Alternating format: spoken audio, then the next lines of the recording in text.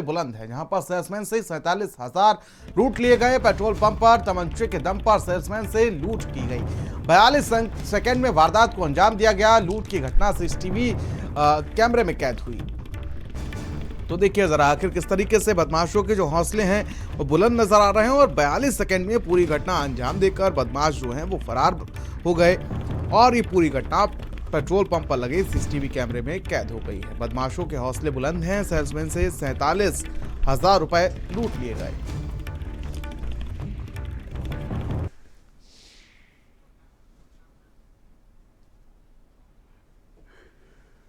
तो देखिए तस्वीरें हैं जहां पर देख सकते हैं किस तरीके से हौसला बुलंद बदमाशों ने इस पूरी घटना को अंजाम दिया है। तो तमंचे के दम पर लूट की घटना को अंजाम दिया गया है।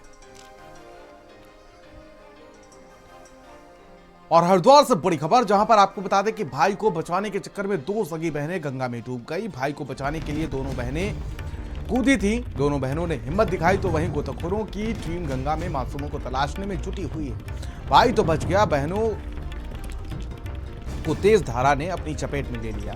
हैदराबाद थाना क्षेत्र के छठ पूजा घाट का ये पूरा हादसा बताया जा रहा है, जहां पर आपको बता दें कि भाई को बचाने के चक्कर में 2 सगी बहनें पानी में कूद गई। हैदराबाद थाना क्षेत्र के छठ पूजा घाट पर यह हादसा हुआ है।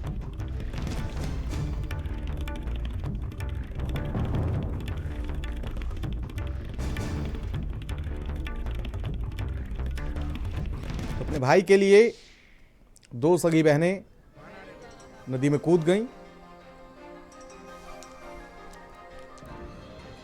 नैनीताल से बड़ी खबर, जहां पर आपको बता दें कि 2 कारों की आमने सामने जोरदार टक्कर हुई है और टक्कर के बाद आग लगी है। एक व्यक्ति के मौके पर मौत हुई है, 6 लोग घायल हुए हैं। घायलों को एसटीएच हल्द्वानी में भर्ती कराया गया है। चोर गलियां थाने के प्रतापपुर मोड़ पर हादसा हुआ है। एक व्यक्ति की मौके पर मौत हुई है, 6 लोग घायल बताए जा रहे हैं। बड़ी अपडेट, बड़ी जानकारी, घायलों को एसटीएच हल्द्वानी में भर्ती कराया गया है।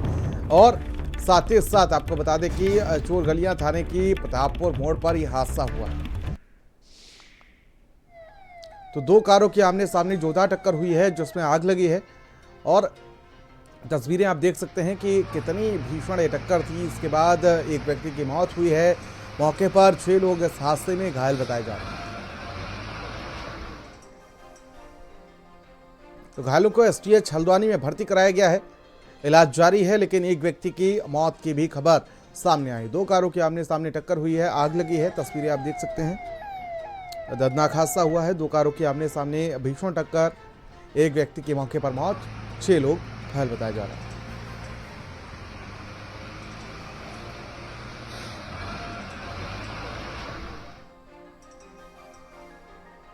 तो घायलों को एसटीएच हल्द्वानी में भर्ती कराया गया है। 2 कारों के आमने सामने जोरदार टक्कर हुई है, आग लगी है और एक की मौके पर मौत भी हुई है, तो वहीं अन्य कई लोग हादसे में घायल बताए जा रहे हैं। एक व्यक्ति की मौके पर मौत हुई है, 6 लोग इस हादसे में घायल हुए हैं।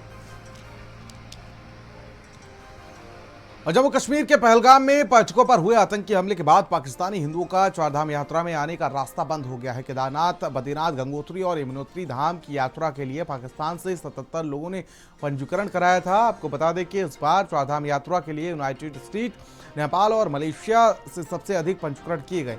वहीं चारधाम यात्रा के लिए ऑनलाइन पंजीकरण का आंकड़ा 21 लाख के पार पहुंच चुका है। इसमें विदेशों से 24,729 यात्रियों ने यात्रा पर आने के लिए पंजीकरण कराया है, जिसमें से पाकिस्तान से पंजीकरण करने वाले लोगों की संख्या जो है वो 77 है। पहलगांव की घटना बहुत ही दुर्भाग्यपूर्ण है और वैश्वी घटना है। मैं उसकी कड़ी निंदा करता हूं और जो दिवंगत आत्मा है उनको श्रद्धांजलि अर्पित करता हूं और भगवान से प्रार्थना करता हूं कि उनको अपने श्री चरणों में स्थान दें। हमारे जो पर्यटन केंद्र हैं, पर्यटन की जगह हैं, वहां पर निश्चित रूप में लोग जा रहे हैं और वहां पर सुरक्षा तैनात होनी चाहिए। इसके साथ साथ टेररिज्म और टूरिज्म एक साथ नहीं जा सकता है। तो मैं ये कहना चाहूँगा कि इस समय हमारे उत्तराखंड के अंदर जो हमारी यात्रा चालू होने वाली है। और देहरादून से बड़ी खबर, जहां पर उत्तराखंड की खेल मंत्री रेखा आर्य ने देहरादून के परेड ग्राउंड मल्टीपर्पज हॉल में 15वीं नेशनल ताइक्वांडो चैंपियनशिप का शुभारंभ किया। आयोजित प्रतियोगिता में देश भर के विभिन्न राज्यों से 300 से अधिक खिलाड़ी शिरकत करने के लिए पहुंचे और इस अवसर पर खेल मंत्री रेखा आर्य ने कहा कि हम सभी को खेल को अपनी जीवन शैली का हिस्सा बनाना चाहिए।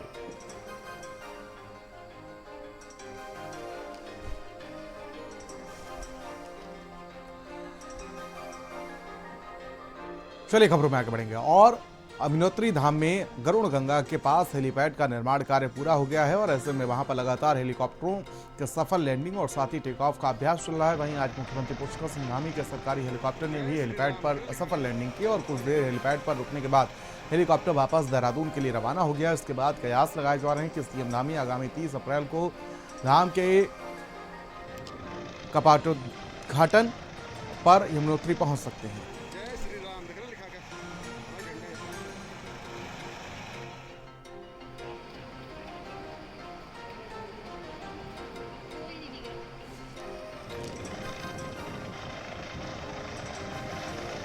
और देहरादून से बड़ी खबर, जहां पर मुख्य सचिव आनंद वर्धन ने केदारनाथ धाम पहुंचकर आगामी चारधाम यात्रा की तैयारियों और साथ ही व्यवस्थाओं का स्थलीय निरीक्षण किया और इससे आपको बता दें कि अपने इस दौरे में उन्होंने सबसे पहले केदारनाथ में चल रहे पुनर्निर्माण कार्यों का जायजा लिया और संबंधित अधिकारियों को आवश्यक दिशा निर्देश दिए। इसके बाद मुख्य सचिव ने मंदाकिनी और सरस्वती नदियों पर बनाए गए बेली ब्रिज का भी निरीक्षण किया। केदारनाथ धाम में लोकल प्रशासन और सभी अधिकारी और एजेंसीज ने काफ़ी तैयारी कर ली है कपाट खुलने के पहले, लेकिन अभी हमारे पास कुछ दिन बचे हैं, उसमें स्पीड से काम कर रहे हैं ये लोग और कपाट खुलने के पहले सभी व्यवस्था सुनिश्चित कर ली जाएगी। कुछ अभी लॉन्ग टर्म कार्य बचे हुए हैं, उन्हें भी डायरेक्शन दिया गया कि उसको शीघ्र से शीघ्र पूरा करें। मेन हमारा फोकस जो तीर्थयात्री आता है, हमारे सभी कार्यों के केंद्र बिंदु में तीर्थयात्री रहते हैं और उन्हीं की सुविधाओं के लिए सारे कार्य किए जाते हैं। चलिए खबरों में आगे बढ़ेंगे और देहरादून से बड़ी अपडेट सामने आ रही है, जहां पर आपको बता दें 30 अप्रैल को चारधाम यात्रा शुरू होने जा रही है और जिसको लेकर तैयारी जो है वो सरकार की तरफ से की जा रही है। गढ़वाल कमिश्नर ने बताया कि इस बार यात्रा में हमने मूलभूत सुविधाओं पर जोर दिया है और इसमें रोड कनेक्टिविटी पर खास ध्यान रखा गया है। इसमें से चारों धामों को जाने वाले मार्गों को ठीक कर लिया गया है और कुछ मार्गों पर काम चल रहा है, जिससे आगामी 29 अप्रैल तक पूरा कर लिया जाएगा। साथ ही लोगों के ठहरने, पीने के पानी और शौचालय की व्यवस्था भी सुनिश्चित कर ली गई है। देखिए, इस बार चारधाम यात्रा को हम लोगों ने पिछली चारधाम यात्रा में जो कमियां हुई थी उन कमियों पर काफ़ी विचार विमर्श किया और पिछली यात्रा समाप्त होते ही माननीय मुख्यमंत्री जी की अध्यक्षता में तुरंत बैठक हुई थी। माननीय मुख्यमंत्री जी का ये निर्देश था कि जो पिछले वर्ष की यात्रा संपन्न हुई है उसमें क्या क्या कमियां रही हैं, कहां कहां पर हमें दिक्कतों का सामना करना पड़ा, उन सब की एक होलिस्टिक अप्रोच लेते हुए एक उसका समाधान निकलना चाहिए।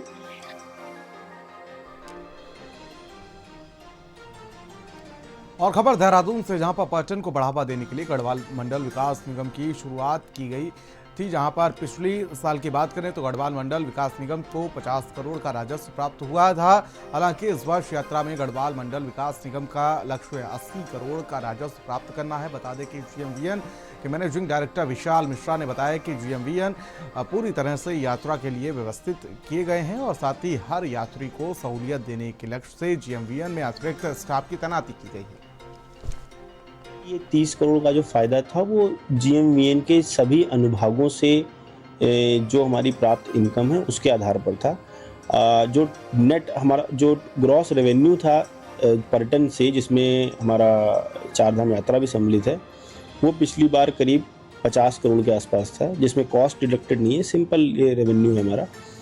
उसका लक्ष्य हम लोगों ने इस बार 80 करोड़ रखा है और मुझे उम्मीद है कि हम उस लक्ष्य को प्राप्त कर लें।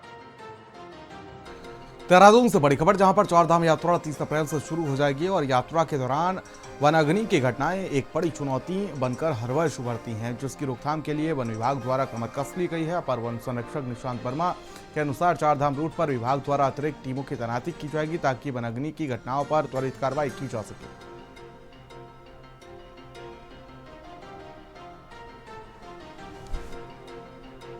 हम लोगों ने कुछ अतिरिक्त बल तैनात करने के लिए प्रभागीय वन अधिकारियों को कहा है। यहाँ से एक अभी मीटिंग भी हुई थी, उसमें ये निर्देश भी दिए गए। तो इसमें यह है कि जो क्विक रिस्पांस टीम्स हैं, एडिशनल क्विक रिस्पांस टीम जो है यात्रा रूट पे लगाई जाएंगी, जिससे कि त्वरित रूप से यदि कोई उस ये मार्ग पर आसपास के क्षेत्र में कहीं पे आग है तो उसको तुरंत अटेंड किया। और खबर देहरादून से सामने आ रही, जहां पर धामी सरकार द्वारा अवैध अतिक्रमण पर कार्रवाई लगातार जारी है। बता दें कि राजधानी देहरादून के दून अस्पताल में बनी अवैध मजार पर देर रात बुलडोजर चला, जिसको लेकर कांग्रेस ने सरकार पर एक तरफा कार्रवाई का आरोप लगाया है। तो वहीं बीजेपी का कहना है कि कांग्रेस केवल मुस्लिम तुष्टीकरण की राजनीति करती है और जितने भी अतिक्रमण अभी तक हुए हैं वो सभी कांग्रेस के संरक्षण में हुए। निर्माणों पर कार्रवाइयां होती हैं और मजारों पर कार्रवाई होती तो कांग्रेस का चेहरा खुल करके सामने आ जाता है। हम तो शुरू से कहते हैं कि कांग्रेस केवल और केवल मुस्लिम तुष्टीकरण की राजनीति करती है और उनका चेहरा बार बार जनता के सामने आता है। आज एक बार फिर जिस प्रकार से वो विरोध प्रदर्शन कर रहे हैं या विरोध की बातें कर रहे हैं, तो इससे साफ हो जाता है कि पूरे प्रदेश के अंदर आज जितने अतिक्रमण हैं, मेरा ये मानना और कहना है कि जितने भी अतिक्रमण पुराने हुए हैं सारे के सारे कांग्रेस के नेताओं के संरक्षण में, कांग्रेस पार्टी के संरक्षण में हुए हैं, इसीलिए उन्हें इस प्रकार का दर्द होता है। देहरादून से बड़ी खबर, जहां पर आपको बता दें कि प्रधानमंत्री नरेंद्र मोदी ने आज देशवासियों को मन की बात कार्यक्रम में संबोधित किया और इस दौरान उन्होंने कश्मीर में हुए आतंकवादी हमले की सिर्फ न कड़ी निंदा की बल्कि आतंकवाद पर कड़ी कार्रवाई की बात भी कही है। वहीं उत्तराखंड से बीजेपी के प्रदेश अध्यक्ष महेंद्र भट्ट ने भी कहा कि जिनके द्वारा भी इस घटना को अंजाम दिया गया है उनको बिल्कुल भी बख्शा नहीं जाएगा। देश के प्रधानमंत्री जी ने भारत के नागरिकों के मत को बोला, मुख्य रूप से पहलगाम की जो घटना हुई उस घटना में उन्होंने भारत के नाम विश्वास दिलाया कि बहुत जल्दी इस प्रकार से जो आतंकवादी गतिविधि के लोग हैं उनको बख्शा नहीं जाएगा। भारत की एकता को, भारत की अखंडता को जिस प्रकार से खासतौर पर कश्मीर की शांतवादियों को जिस प्रकार से पुनः दूषित करने का प्रयास किया जा रहा है, बहुत जल्दी ऐसे सभी आतंकवादियों को इसका सबक सिखाया जाएगा और जिस स्थान से उनको ये प्रशय मिल रहा है वह स्थान भी अब ऐसे प्रशय का केंद्र न बने, इसके लिए सरकार कटिबद्ध है, उसके लिए प्रयास होंगे। देहरादून से बड़ी खबर, जहां पर एमडीडीए वीसी वंशीधर तिवारी की बड़ी पहल देखने को मिल रही है। अब देहरादून के सिटी पार्क में घूमने वालों को अधियारा नहीं लगेगा, जहां पर अब सोलर लाइट के साथ साथ विंड मिल से जलेंगी सिटी पार्क की लाइटें, जिसकी शुरुआत देहरादून के सहस्त्रधारा के सिटी पार्क से की गई है, लेकिन जल्द ही अन्य पार्कों में भी इस तरह की लाइट लगाई जाएगी। वीसी एमडीडीए वंशीधर तिवारी के माने तो इससे न केवल बिजली बचेगी, वहीं ग्रीन एनर्जी को भी बढ़ावा दिया जा सकेगा। जो पूरा सिटी पार्क है उसमें जो लाइट्स लगी हैं, जो मोटर लगी है, उसको हम लोग धीरे धीरे सौर ऊर्जा की तरफ शिफ्ट कर रहे हैं और जो नॉर्मल हमारी बिजली खपत है उसको शून्य स्तर तक ले आएंगे। चूँकि सौर ऊर्जा दिन में ही उत्पादन होता है और रात में हवा का उपयोग, चूँकि उस क्षेत्र में हवा अच्छी चलती है तो रात में विंड मिल के माध्यम से हम लोग बैटरियों को चार्ज करेंगे ताकि जो हमारी ऊर्जा ज़रूरत है दोनों माध्यमों से पूरी हो सकेगी।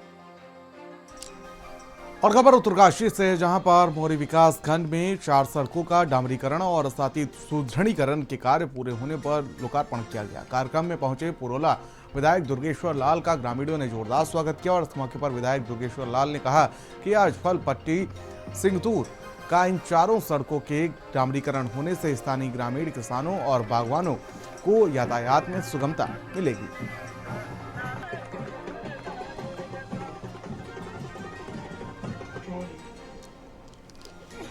आज पुरोला विधानसभा के विकासखंड मोरी के शिकतूर पट्टी की जो फलपट्टी क्षेत्र है, यहाँ पे जो अपनी मोटर मार्ग से कई समय से जो है बड़ी समस्याएं थी और आज 4 सड़कें जो राज्य सेक्टर से माननीय मुख्यमंत्री जी की घोषणा है आदरणीय पुष्कर सिंह धामी जी के नेतृत्व में, जो आज हमारी विकासखंड मोरी के शिकतूर पट्टी को एक तोहफा मिला है।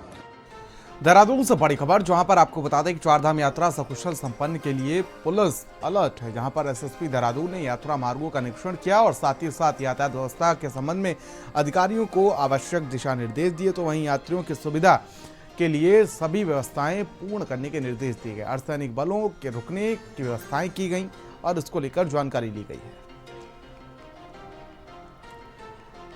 अल्मोड़ा से बड़ी खबर, जहां पर शनिवार देर शाम अल्मोड़ा में हेड कांस्टेबल का शव मिला और जिसके बाद इलाके में सनसनी फैल गई। इसी महीने 23 अप्रैल को उधम सिंह नगर से ट्रांसफर होकर अल्मोड़ा आया था और देर शाम अल्मोड़ा लोअर लिंक रोड के पास एक लाश पड़ी होने पर सूचना पुलिस को दी गई, जिसके बाद शव को कब्जे में लेकर शिनाख्त की गई। पुलिस ने घटना की हर एंगल से जांच पड़ताल की और कार्रवाई की जा रही है। डेड बॉडी यहाँ मिली है बसिया में और पुलिस की टीम आई है यहाँ। अभी जो हमने इसको आइडेंटिफाई किया है, ये पुलिस का एक सिपाही है, अनिल रावत नाम है इसका। इसके परिजनों को हमने सूचित कर दिया है और बाकी जो कॉज ऑफ डेथ है और बाकी चीजें अभी तो पोस्टमार्टम के बाद मालूम पड़ेगी। फोरेंसिक टीम हमने बुला ली है, तो इसके बाद ही बाकी जो तथ्य है उसके बाद ही को मालूम पड़ेगी। तो जांच पड़ताल में फिलहाल पुलिस जुटी हुई है। हेड कांस्टेबल का शव मिलने से सनसनी फैली हुई है और फिलहाल कार्रवाई के बाद पुलिस कहती हुई नजर आ रही है। हरीश भंडारी हमारे सहयोगी अल्मोड़ा से हमारे साथ जुड़ चुके हैं। हरीश, क्या अपडेट मिल पा रहा है? हेलो हरीश, क्या अपडेट मिल पा रहा है? इस तरीके से एक हेड कांस्टेबल का शव बरामद किया गया है, अभी तक पुलिस की तरफ से क्या कार्रवाई की गई है? जी, निश्चित तौर पर पुलिस कांस्टेबल का एक जो है वहाँ पर शव मिल गया नीचे पखोल्टा में, और जिसको लेकर पुलिस विभाग में थोड़ी सी सनसनी फैल गई है। उसको लेकर पुलिस जांच की जा रही है और लगातार अगर कुछ ऐसा संदिग्ध मामला अभी तक कुछ सामने आया नहीं है, लेकिन फिलहाल पुलिस का कहना है कि फिर भी इसमें जो है जांच की जाएगी। ठीक है, बहुत बहुत शुक्रिया हरीश हमारे साथ जुड़ने के लिए आपका। हरिद्वार से बड़ी खबर, जहां पर वैशाख अमावस्या के मौके पर श्रद्धालु स्नान करने के लिए हरिद्वार स्थित हर की पौड़ी पहुंच रहे हैं और श्रद्धालुओं ने स्नान कर दान कर कुशल जीवन की कामनाएं की। मान्यता है कि इस माह की सभी तिथियां बेहद शुभ हैं और इनमें से पूजा पाठ और दान करने से व्यक्ति की सभी मनोकामनाएं पूरी होती हैं। इस तिथि को विशेष रूप से पितरों की आत्मशांति के लिए पिंडदान और दान पुण्य से जुड़े कार्य किए जाते हैं। हरिद्वार के थाना बहादुराबाद क्षेत्र में 6 वर्षीय बच्ची के साथ बस चालक द्वारा दरिंदगी के मामले में पूरे इलाके में सनसनी फैली हुई है। पुलिस ने त्वरित कार्रवाई करते हुए आरोपी बस चालक को गिरफ्तार कर जेल भेज दिया है, लेकिन मामला यहीं नहीं रुका। अब सामाजिक संगठन भी मुखर हो गए हैं। संगठनों ने स्कूल के प्रिंसिपल पर भी कार्रवाई की मांग तेज कर दी है।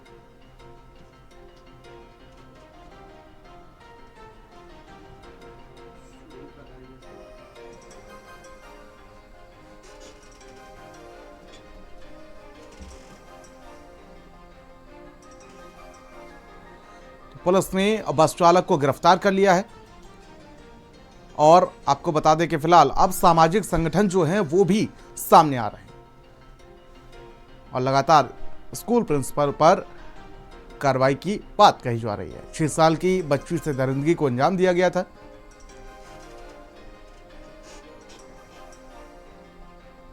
तो पुलिस ने बस चालक को फिलहाल गिरफ्तार कर लिया है और जेल भेज दिया है, लेकिन अभी मामला यहीं थमा नहीं, लगातार लोगों में रोष देखने को मिल रहा है। संजय पुंडेर हमारे सहयोगी हमारे साथ जुड़ चुके हैं। संजय, क्या अपडेट मिल पा रहा है? के बहादुराबाद थाना क्षेत्र का मामला है, जहां बीते दिनों 6 वर्षीय बच्ची के साथ एक बस चालक ने दरिंदगी को अंजाम दिया था, जिसके बाद से ही लगातार बस चालक को जेल भेज दिया था। लेकिन जो प्रिंसिपल है उन पर कार्रवाई की लगातार मांग की जा रही है। हालांकि पुलिस का यही कहना है कि जिन लोगों पर मुकदमा हुआ है उनके खिलाफ लगातार कार्रवाई की जा रही है और बीते दिनों जिस तरह से इस पूरी घटना को अंजाम दिया गया, पुलिस ने त्वरित कार्रवाई करते हुए जो बस चालक था उसको तुरंत गिरफ्तार किया और जेल भेज दिया। हालांकि इस पूरे मामले को लेकर अब जो सामाजिक संगठन है वो सामने आ रहे हैं और उनका यही कहना है कि जो प्रिंसिपल है उन पर भी कहीं ना कहीं बड़ी कार्रवाई होनी चाहिए। ठीक है, बहुत बहुत शुक्रिया हमारे साथ जुड़ने के लिए आपका संजय। और राजधानी देहरादून में ट्रैफिक जाम की समस्या आए दिन एक विकराल रूप लेती हुई नजर आ रही है। कभी शांत और सुगढ़ मानी जाने वाली ये शहर अब लगातार ट्रैफिक के चलते यहां पर जाम लगता हुआ नजर आ रहा है। शहर का सड़कों पर दिन भर वाहनों की लंबी कतारें देखी जा सकती हैं। खासकर दफ्तरों और स्कूल कॉलेजों के समय सड़कों पर वाहन रेंगते हुए नजर आते हैं, जिनसे आमजन को भारी परेशानियों का सामना करना पड़ रहा है। यहाँ के सड़कों की वाहनों की जो संख्या है वो करीब 40 से 42 हज़ार है, जबकि औसत इसके 4 गुना 1,60,000 62,000 वाहन जो है पीक डेज पे या जो बिजी डेज हैं उन पे हो जाते हैं। देखिए, बिल्कुल भारतीय जनता पार्टी की जो सरकार है, उन्हें जो जनमानस जो दिक्कतें झेल रहा है उससे कोई सरोकार नहीं है, क्योंकि इनकी आदत है सिर्फ वाहवाही बटोरने की कि 4 धाम यात्रा में 50 लाख लोगों ने रजिस्ट्रेशन करा लिया, 60 लाख लोगों ने रजिस्ट्रेशन करा लिया। ये सिर्फ इनका बखान कर रहे हैं। सरकार ये जवाब दे कि अभी तो ये सिर्फ सीज़न है, जो टूरिस्ट मसूरी जा रहा है, धनौल्टी जा रहा है, चक्राता जा रहा है और हिल स्टेशन जो हमारे हैं वहाँ जा रहे हैं, उसके बावजूद भी आज स्थिति इतनी विकट है कि आपको लगता है आप गाड़ी चला नहीं रहे हैं, गाड़ी रेंग रही है। देखिए, ट्रैफिक कंट्रोल के कई एस्पेक्ट्स हैं। पहला तो हम जो अपनी ट्रैफिक लाइट्स हैं उनको इनेबल करें AI बेस्ड, जो कि हमारे इंटीग्रेटेड कंट्रोल रूम में व्यवस्था है अभी, जिससे एक पर्टिकुलर स्ट्रेच का पॉज हो सके और वो जो पॉज है उसको मैनेज करना बहुत आवश्यक है। इसी से हमारा जो स्मूथ मूवमेंट है डिफरेंट डायरेक्शंस में वो इनेबल हो सकेगा। सेकंड, कई सारे जंक्शंस पे ट्रैफिक लाइट्स अभी तक नहीं थी, तो अभी हमने 11 ट्रैफिक लाइट्स नई सैंक्शन कर दी हैं, उनका बिड आउट भी हो चुका है and they are now being installed. So we are hopeful कि by next month all 11 new traffic lights will get installed। राजधानी में एक बहुत बड़ी चुनौती है, खासकर जब जिस तरह की जैसे हमारे टूरिस्ट का सीजन शुरू हो जाएगा, 4 धाम यात्रा भी शुरू होती है, कांवड़ भी हरिद्वार में चलता है, बहुत सारे तीर्थयात्री और श्रद्धालुगढ़ भी आते हैं। और जैसा कि आपको पता है कि एजुकेशन हब है राजधानी, यहाँ विभिन्न तरह के स्कूल कॉलेजेस भी हैं, जहाँ पर हज़ारों लाखों की संख्या में स्टूडेंट्स भी यहाँ पर का आवागमन भी रहता है सारा, जिसके माध्यम से ट्रैफिक रेगुलेशन की बात का विचार अभी चल रहा है, जो हम डायरेक्टरेट लेवल से भी, ट्रैफिक डायरेक्टरेट लेवल से भी डिस्कशन चल रहा है। साथ ही साथ इसको जिला प्रशासन में भी इसको रख के आगे कैसे भविष्य की योजनाओं को कारगर बना जाए कि नए जो हमारे AI टूल्स हैं या जो नई टेक्नोलॉजी है उसका ज़्यादा से ज़्यादा प्रयोग हम ट्रैफिक लाइट और ट्रैफिक रेगुलेशन किया जाए। तो ये प्रपोजल अभी हमारा डिस्कशन फेज में है और आगे भविष्य में इसको कोशिश रहेगी कि इसको हम इम्प्लीमेंट करके बेहतर व्यवस्थाओं को और दे पाएँ। और इस बुलेटिन में फिलहाल मेरे साथ इतना ही। मुझे दीजिए इजाजत। नमस्कार।